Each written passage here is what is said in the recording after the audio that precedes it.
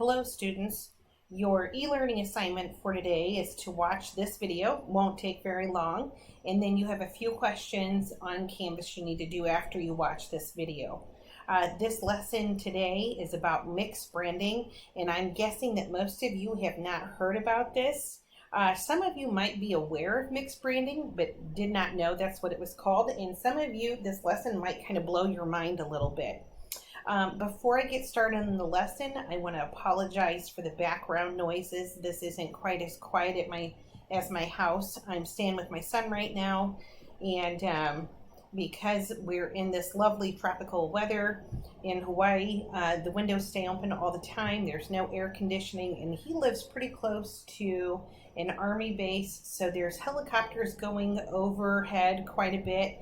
As well as they occasionally just let off a cannon in the middle of the night. So hopefully you can focus on what I'm saying and kind of tune out some of the background noises. All right, to start off with, if I had these two products sitting side by side and I ask you which one would you prefer, you would probably have an opinion. If I said, hey, pick one of these up, you're going to go use it, you would say, oh, I'm going to use the Dove because I like that scent better. Oh, the Axe looks more manly, and that's why I'm going to choose that one.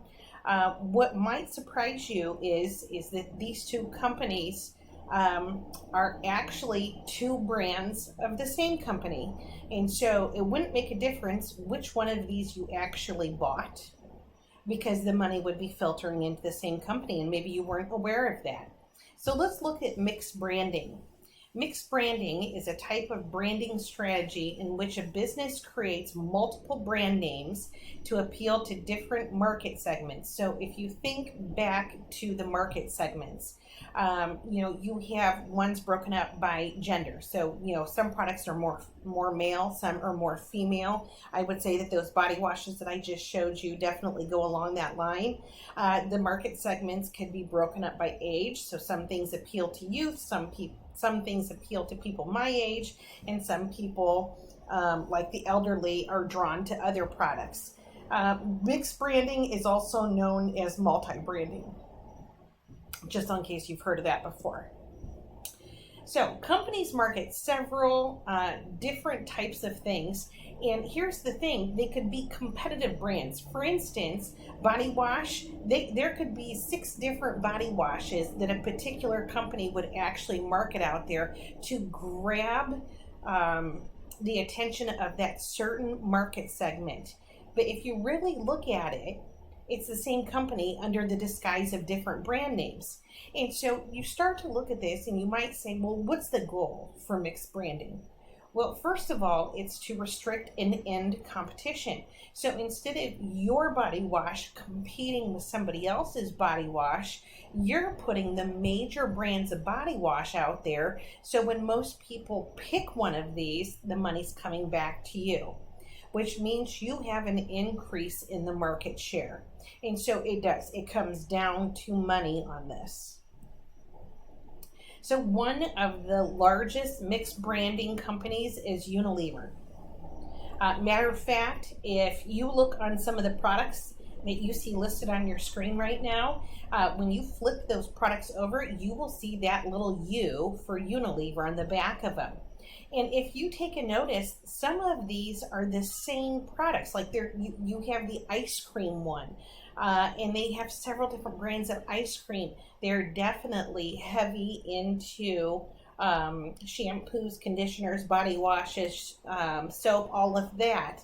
And so they are a pretty wide company, but since you guys mostly, I would think out of all these products, be more familiar with the ice cream, let's take a look at that one. When you look at Unilever, they actually make all of these different ice creams, but they are totally branded differently. The brands are wildly separately different, but it would not make a difference if you were buying Magnum or if you were buying Breyers. That money would be going back to the same company no matter what. And so that is what we are talking about with mixed branding. So when you take a look at Dove and the Axe body wash, they also have some other ones. They have St. Ives, they have Lever 2000, Suave, Noxema.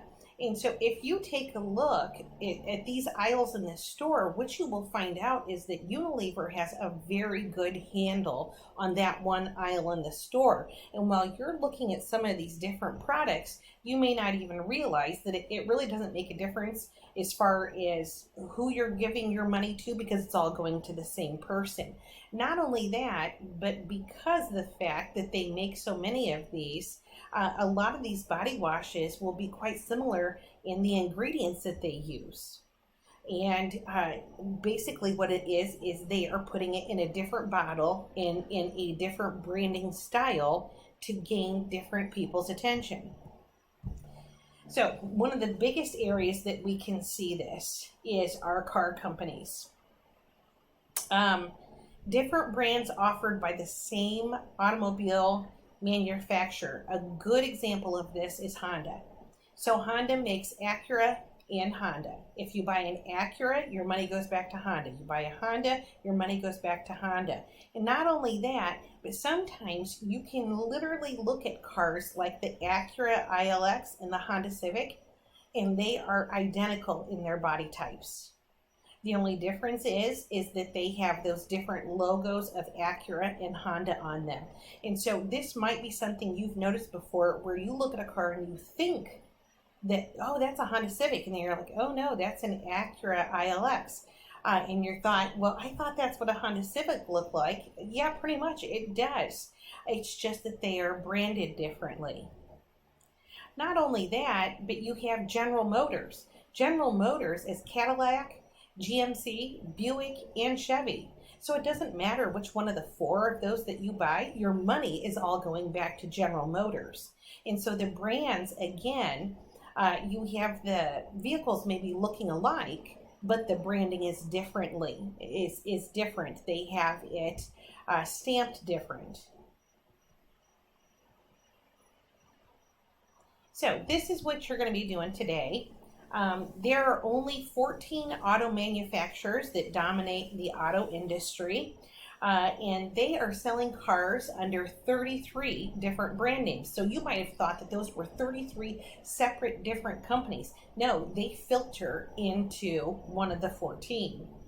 I'm going to give you a parent company, and I have a list that I'll show you, but they will also be on the assignment. And I'm not going to use Honda or General Motors because I've already showed you those two. But what you're going to do is determine what segment of the market that they target and how is it similar or different to the other brands under that parent company. And so I will give you this list. You pick one of those. And then you look up which vehicles they actually make. So what are their sub brands underneath them. So if I had GMC in here, you would list those four that I'd already shown you for General Motors. Sorry, not GMC. And then what I want you to do is determine which segment of the market that they target and how it's similar or different to the other brands under that parent company. And so just kind of looking out. So to get a better idea of what this assignment looks like, go ahead and you can go to your assignment in Canvas now and read through that. Thanks for listening.